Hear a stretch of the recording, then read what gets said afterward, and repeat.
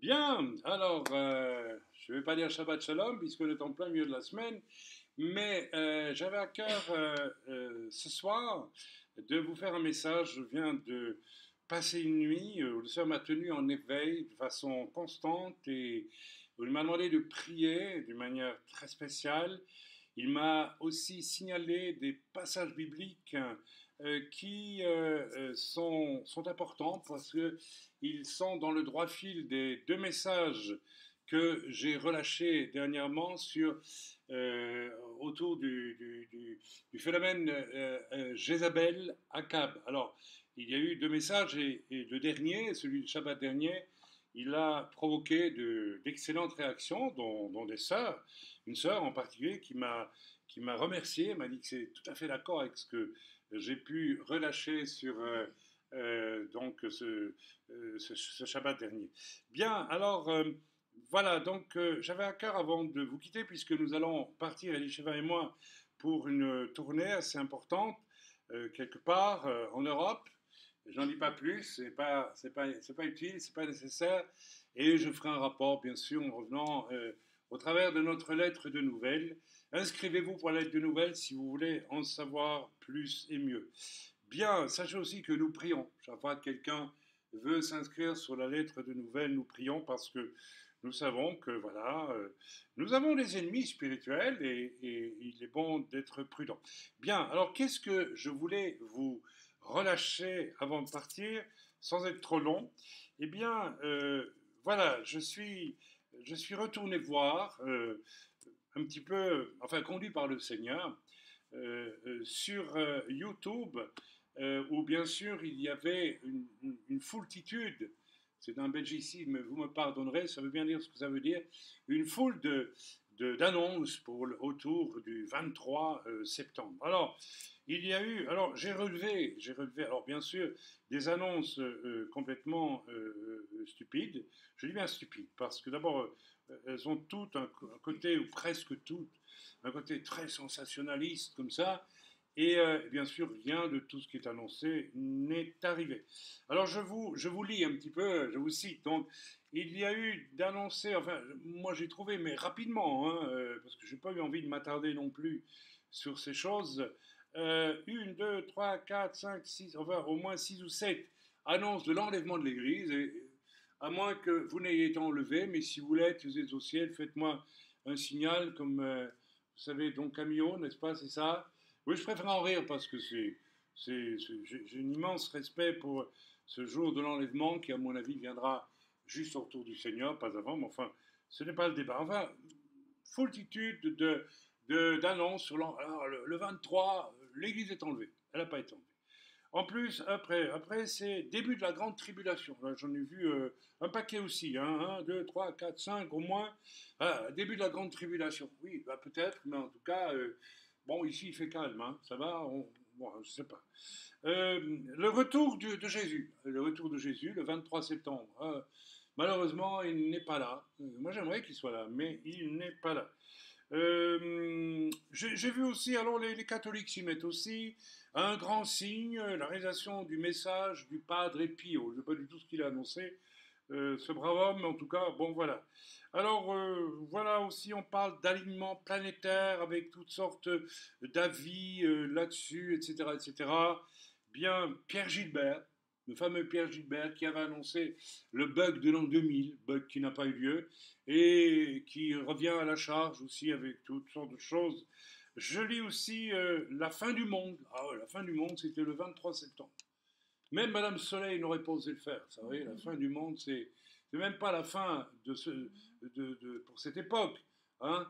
Alors, vous savez, il y a une espèce de. C'est les chrétiens qui vous balancent des choses stupides, alors qu'on sait très bien qu'il n'est pas question de fin du monde. On se croirait dans un livre de H. G. Wells sur les martiens attaquent. Hein. C'est la fin du monde, tout va être détruit. Hein. Il y a une ignorance de la parole de Dieu dans tout ça qui est quand même assez effrayante.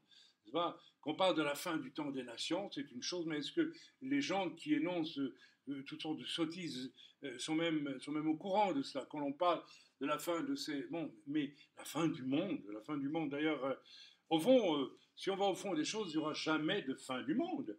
il y aura la destruction de la terre par le feu, l'apôtre Pierre l'a prophétisé, et il y aura une nouvelle terre, de nouveaux cieux, les cieux seront roulés, etc.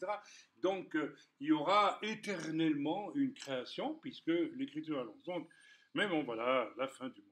Alors, il y a 2 comètes qui devaient percuter la Terre et la pousser loin de son orbite, ou quelque chose du genre, le 23. Bon, moi je ne sais pas si vous avez vu une comète, il me semble qu'il y a un petit caillou qui est arrivé sur ma terrasse, mais ça doit être toi qui l'as acheté du laitage, hein, c'est ça? Ou bien c'est une colombe en passant qui ayant confondu une lentille avec un bout. Oui, je sais pas, enfin bon. Mais on n'a vu rien de... Non, mais moi j'ai envie de rire, vous savez, parce que non, c'est trop... Alors, les satanistes, le 23, vont déclencher l'apocalypse. Rien que ça. Voilà, c'est eux qui déclenchent l'apocalypse. Les satanistes. Hein. Voilà, bon. Alors, il y a toutes sortes de choses avec... voilà, il y a une certaine planète Nibiru qui devait nous impacter. Tu l'as vu? Non, non, tu l'as pas vu? T'as pas vu son nom sur sa plaque d'immatriculation, Nibiru 425? Peut-être si, pourquoi pas, tant qu'on y est. Alors, même le 23, il y a eu un speech de Mélenchon intitulé Ni Dieu ni Maître, d'après ce que j'ai lu. Enfin, c'est ce que... Il y a tout ce qu'on veut. Évidemment, il y a encore bien d'autres choses. Évidemment, rien de tout cela n'est arrivé. Je ne dis pas qu'il n'y a pas ici et là l'une ou autre chose qu'il faudrait peut-être lire avec plus attention, mais il y a un tel flot de sottises que, franchement, et puis ce sont des sottises, mais des sottises dangereuses, parce que cela va continuer, malgré... Pourquoi ça va continuer? Parce que lorsque vous allez maintenant sur YouTube, vous avez n'est-ce pas, les gaillards qui ont annoncé ces choses, comme ce Claudinierski, n'est-ce pas, alors il n'y a pas que lui, hein, j'en écoute un autre, c'est un Africain, je crois, qui avait annoncé, je n'ai pas écouté tout son message, mais pour le 23, il allait y avoir quelque chose de phénoménal, et puis rien n'est arrivé. Alors il reprend, alors le titre de son message, c'est tout simplement, et maintenant que rien n'est arrivé, qu'est-ce qu'il faut penser du 23? Alors il commence par faire un long, je dirais, monologue où il explique que, eh bien, il ne dit pas du tout qu'il s'est trompé. Ça, il le passe sous silence, hein, habilement, mais ça a été l'occasion pour le Seigneur de voir qui nous sommes chacun. Notamment vous, dit-il, qui m'avez écrit des choses très dures, etc., que j'étais un faux prophète. Votre manque d'amour a été révélé, votre manque de bonté, de douceur. Donc ces messieurs qui vous prophétisent n'importe quoi, vous vendront la leçon après. Alors, on a affaire à quoi avec ce genre de personnes? Eh bien, mes amis, vous êtes... Et c'est en plein dans le mille du sujet que je traite là maintenant et que j'ai traité pendant 2 Shabbats. Nous sommes vraiment en face de ce qu'on appelle des ACAB. Vous savez, la personnalité ACAB est lâche. La personnalité ACAB n'est, comme Jézabel d'ailleurs, n'est absolument pas capable de se reconnaître ses fautes. Nous l'avons énoncé, nous l'avons dit Shabbat dernier. Et Jézabel, lorsqu'elle est à bout d'arguments et qu'elle n'a plus ce qu'il faut pour pouvoir contrôler, dominer, et Akab, c'est un peu la même chose quelque part, puisqu'il a la même mentalité que sa patronne. Hein. Jézabel le domine, le contrôle, le manipule. Eh bien, l'arme ultime, c'est le mensonge, c'est la mauvaise foi. On ne reconnaît pas son erreur.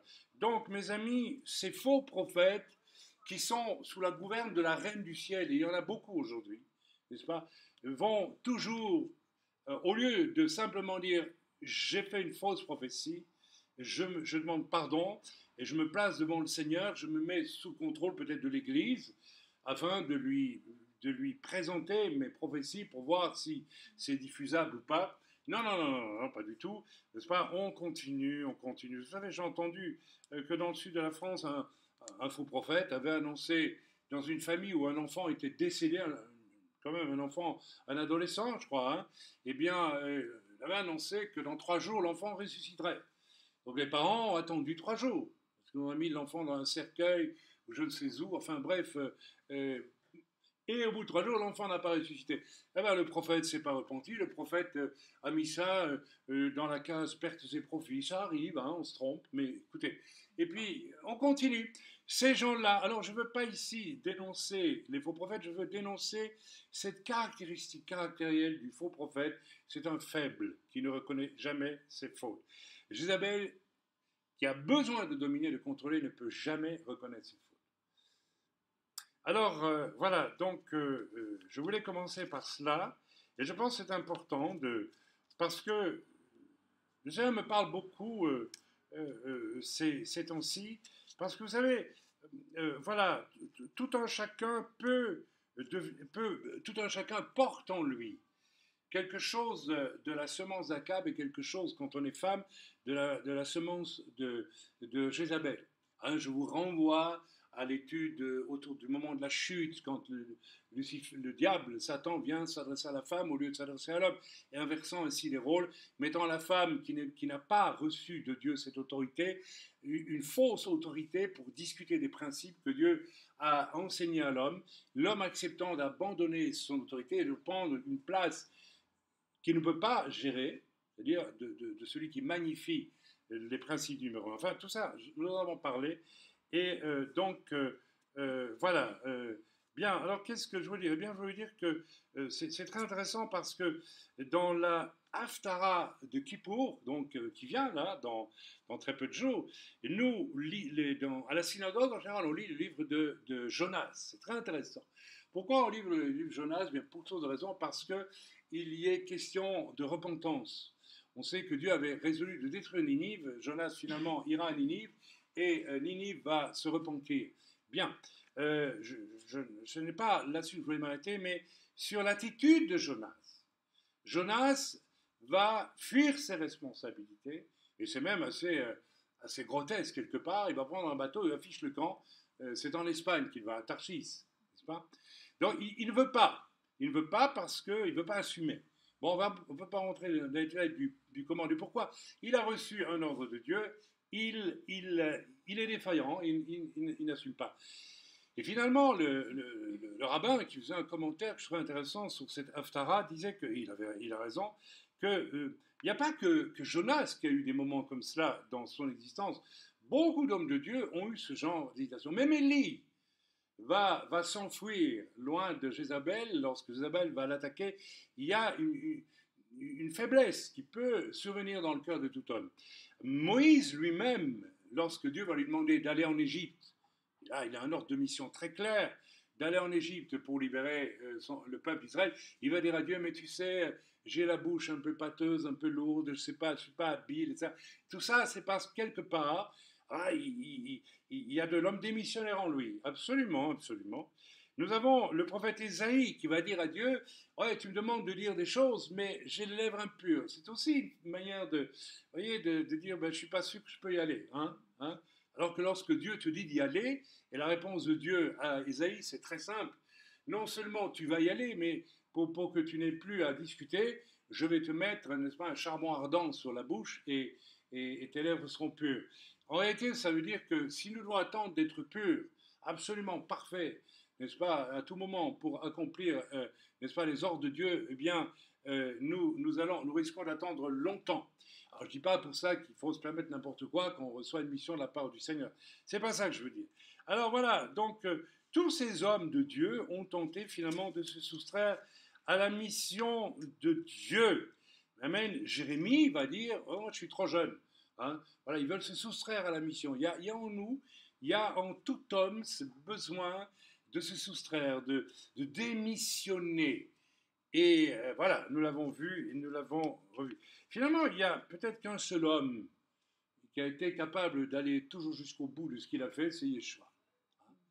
Voilà, donc, voilà, je voulais vous partager ces choses et puis vous dire que le Seigneur m'a parlé cette nuit et j'ai commencé à intercéder d'une façon toute nouvelle concernant Jézabel et Akab. Je vais vous lâcher le morceau tout de suite. Je pense que nous devons lancer maintenant une action qui n'est plus attentiste, c'est-à-dire une action n'est pas attentiste, mais enfin, jusqu'à présent, me semble-t-il, étant donné le dérèglement des choses dans l'Église et dans le monde d'ailleurs, l'esprit de Jézabel et l'esprit d'Akab prennent de plus en plus de place et corrompent, n'est-ce pas, l'Église et le monde de plus en plus partout. Eh bien, je pense que ce 23, c'est peut-être le jour où le Seigneur a voulu commencer, en tout cas moi, il m'a parlé, commencer à me parler de manière plus particulière concernant la guerre qu'il faut maintenant mener, guerre spirituelle, dans l'intercession, dans la prière. Alors, c'est très intéressant de ce que, n'est-ce pas, le Shabbat que nous avons vécu, c'est un Shabbat Shuvah, c'est-à-dire c'est un Shabbat qui nous appelle à la repentance. Et c'est le Shabbat qui va aboutir à Yom Kippour. Donc, je pense que l'appel du Seigneur, moi, si je devais dire quelque chose autour de ce 23 septembre, qui est probablement quelque chose d'important, mais il se situe quand même, de manière très intéressante, si je ne dis pas de bêtises, entre Rosh Hashanah et Yom Kippour. C'est ça, hein?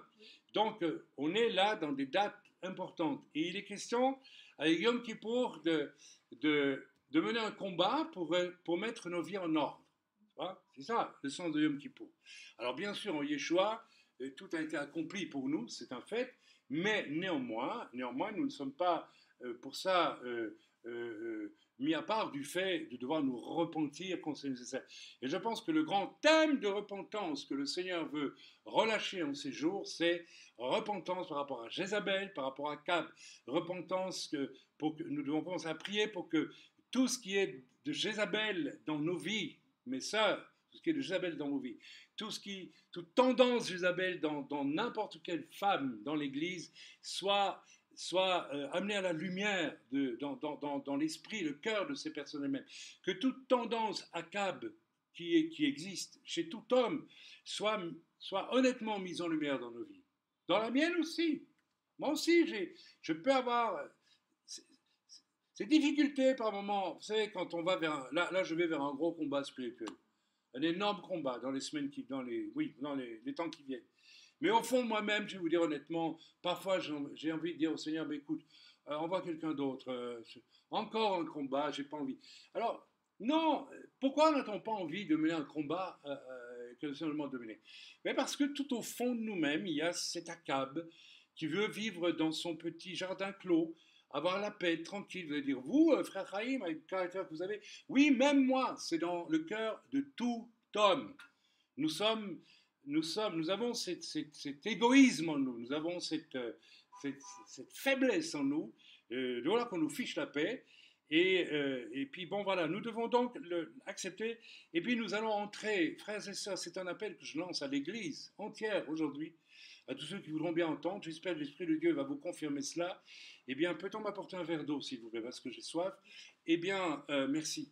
Et nous devons maintenant aussi commencer à prier, pour que cet esprit de Jézabel et d'Akab soit rendu clair dans l'esprit des gens, parce que nous sommes tous concernés, et qu'il soit maintenant abattu, parce que lorsque Jézabel devient vraiment, lorsqu'une femme devient vraiment une Jézabel, et nous en avons, il y en a en France, il y en a aux États-Unis, il y en a ici, en Israël, il y en a partout, dans le monde entier.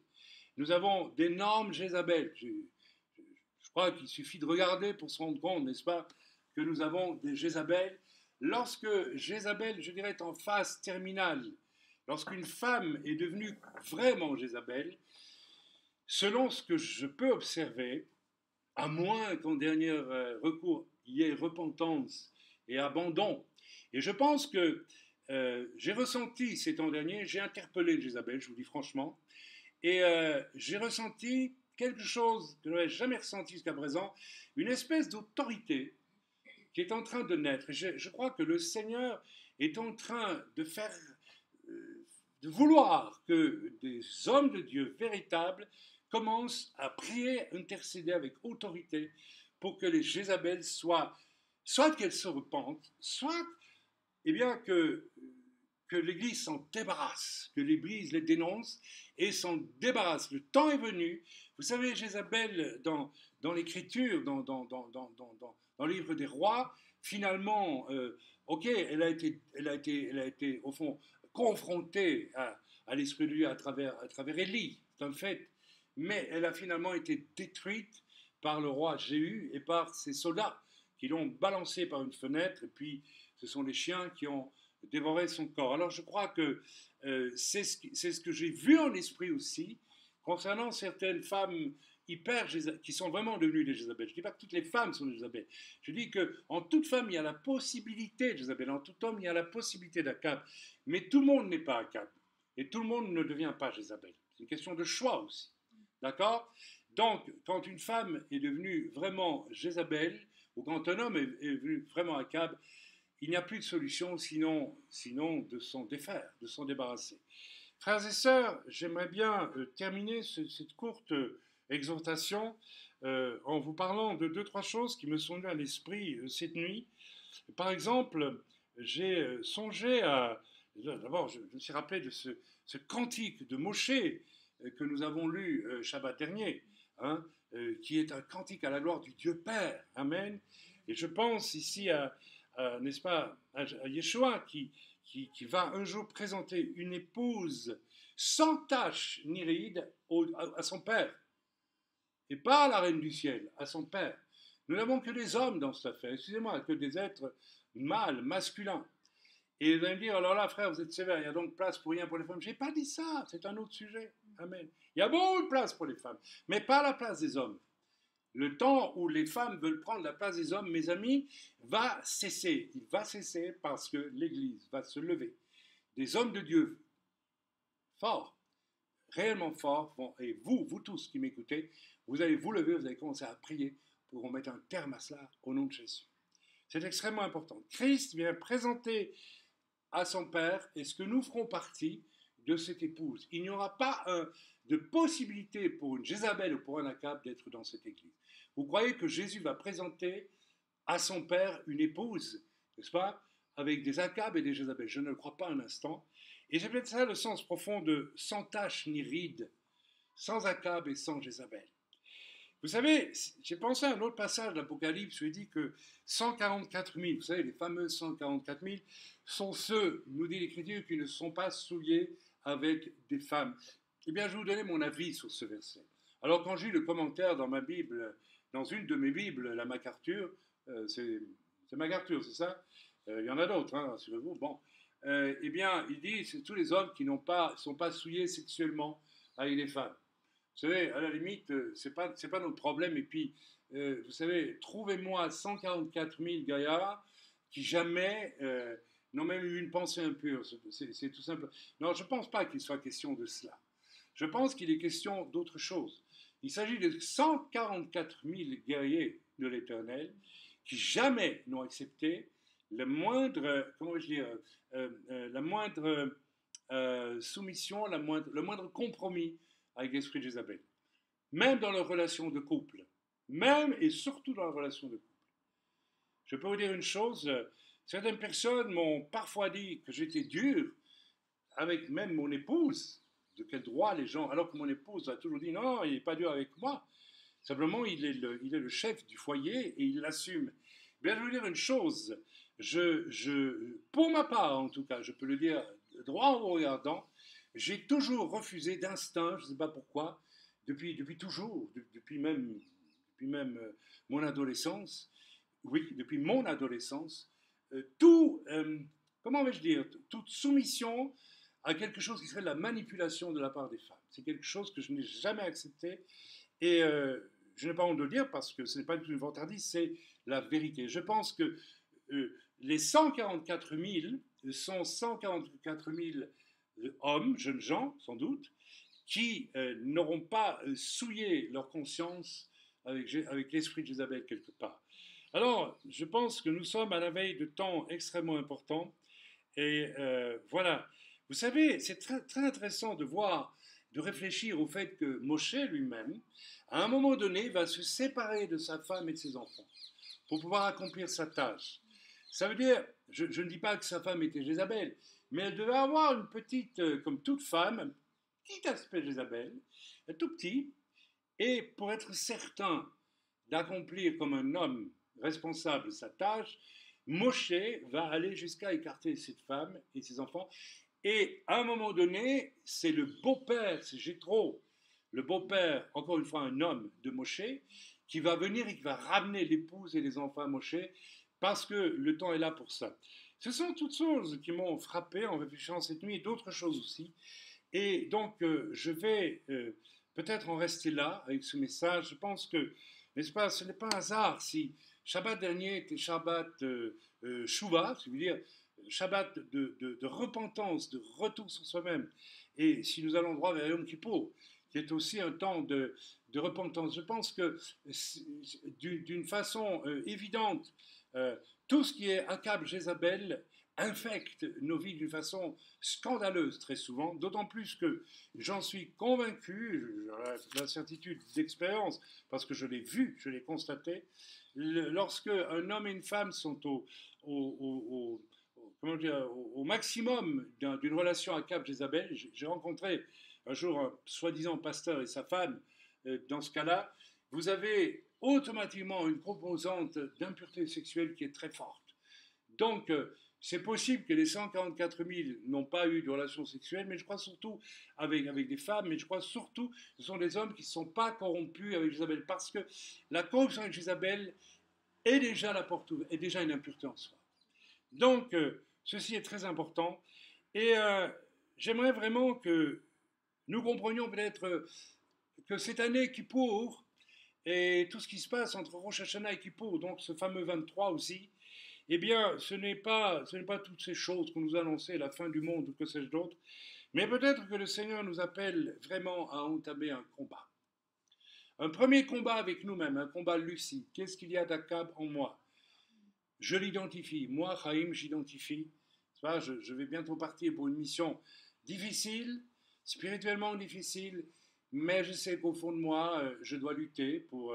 Alors on dit, c'est le combat spirituel. Oui, bien sûr, mais vous savez, au fond, Dieu nous a dit qu'il avait déjà vaincu tous nos combats d'une certaine façon. Donc, qu'est-ce qui nous freine le plus? Je crois que c'est nous-mêmes. C'est nous-mêmes, dans ce que nous avons de... Nous, les hommes, de faibles. C'est nous-mêmes qui avons difficile de mettre au diapason de ce que Dieu... Et une fois qu'on se met au diapason de Dieu, ça devient facile, ça devient léger. L'autorité n'est pas quelque chose pour lequel on doit ramer, mes amis. C'est quelque chose que qu'on accepte d'avoir quand Dieu nous demande de l'avoir et de l'utiliser. Amen. Mais pour beaucoup d'hommes, c'est très difficile. Vous savez, quand je vois autant d'hommes, quand je me rappelle de cet homme que j'ai vu ici à Yerushalayim, avec une disciple d'une grande Jézabel américaine, n'est-ce pas, qui devait prêcher dans une réunion, un colosse d'1,95 m, avec une femme, n'est-ce pas, qui n'était pas invitée à prêcher, mais qui a pris la parole pendant 1 heure pour parler d'elle, pour parler de gna enfin je sais tout quoi. Et quand le colosse se levait pour dire, mais il serait peut-être temps que je prêche, elle l'assoyait. Une femme assoyait son mari pour lui dire, non, attends, plus tard. Mais cet homme était un lâche. Était-il difficile de saisir au fond de soi-même les choses, de lui dire, mais même calmement à son épouse, ma chérie, je me lève, je viens à tes côtés, va t'asseoir, je te prie, gentiment, c'est moi qui prêche maintenant. Ou c'est mon tour. Vous voyez, il y a moyen de faire, mais avec fermeté. Je crois qu'elle serait allée s'asseoir. Parce que tout au fond, une femme attend une protection et attend une autorité. Pas une autorité déplacée, une autorité saine, véritable. Alors je pense que je vous lance maintenant un appel avec tout cela. Nous arrivons à Kippour et je pense que le Seigneur nous appelle, en tout cas moi je le ressens et je lance l'appel et nous avons commencé à prier, nous ici, déjà au centre, et nous allons continuer. Il y a une lutte, je vais le dire, à mort qui a démarré en ces jours contre l'esprit de Jézabel. Et je vous invite à faire confiance à Dieu et à croire vraiment que Dieu veut vous utiliser vous aussi dans la prière. Il faut que nous commencions tous à prier pour que Dieu dégomme cet esprit de Jézabel dans l'Église. Que Dieu dégomme la lâcheté des Akab dans l'Église. Que Dieu nous débarrasse des couples Akab, Jézabel dans l'Église. Que le Seigneur nous délivre, que Dieu nous donne des hommes dignes de ce nom, que Dieu nous donne des femmes vertueuses, que nous admirons tant elles sont héroïques de vertu, de calme, de douceur, de paix, tant elles sont dignes d'être ces femmes dont la Bible nous la décrit comme femmes vertueuses. Vous avez tous lu ce passage, n'est-ce pas? Relisez-le dans l'Écriture. J'ai une admiration profonde pour mon épouse, Jamais elle n'a voulu monter sur la terre. Mais elle est d'une dignité dans son humilité. Ça n'empêche pas d'avoir des idées, ça n'empêche pas d'être quelqu'un avec une personnalité. C'est vrai ou c'est pas vrai? Mais mes amis, plus une femme est une femme biblique, plus sa personnalité est forte. Et moins elle est biblique, plus c'est une enquiquineuse.